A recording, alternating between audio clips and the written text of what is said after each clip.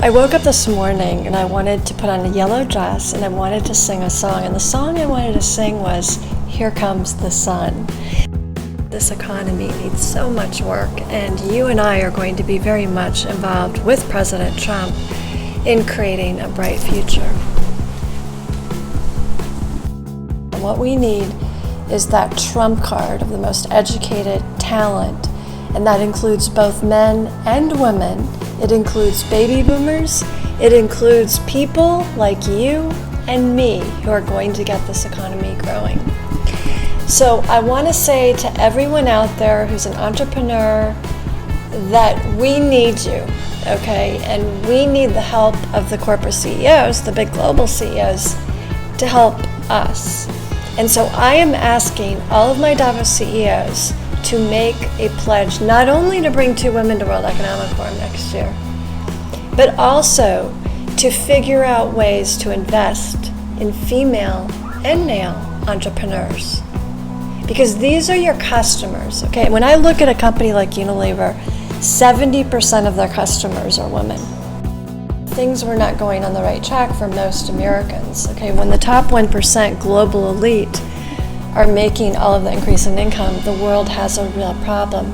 President Trump will create a much better economic outlook as it relates to job creation. And this is going to spark not only the economy in the United States, but also the global economy. And I'd like to say to my FT viewers, it's not easy being one of the few women in a male-dominated environment, which I've often been.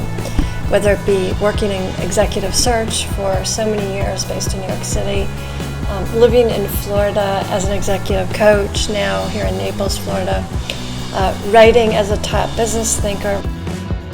There was a wonderful article actually in the New York Times recently about Davos woman and how Davos man has not fully embraced Davos woman.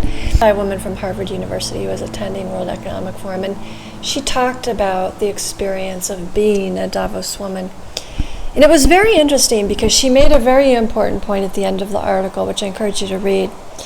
And she said, you know, the CEOs here, the male CEOs, are saying that this next generation of leaders, the millennials, you know, get it. And she believed in all those things too. And then she had children and she realized, you know, life changes when you have children. I think women have a lot of wisdom. I've observed women through a management consulting career that has actually spanned 2 decades. Women who show high emotional intelligence, who are good at reasoning with men, are good at logic, are able to share their feelings in a productive fashion. And unstereotyping isn't really the solution. The solution is valuing the feminine. So again, I've created a new hashtag on Twitter called Value the Feminine. And I'd like to value the masculine while I'm at it, because I do believe that alpha males have a lot of wonderful qualities. We're going to see that in Donald J. Trump.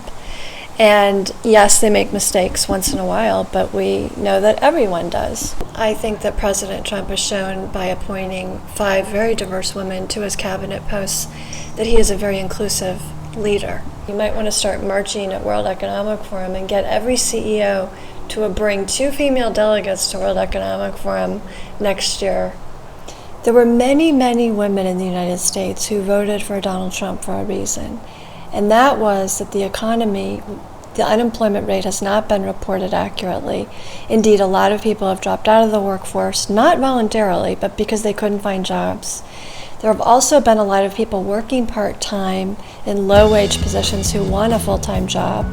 In addition, we have a lot of people who have started companies, especially the older entrepreneurs, lots of women, and they do not have people investing in their companies.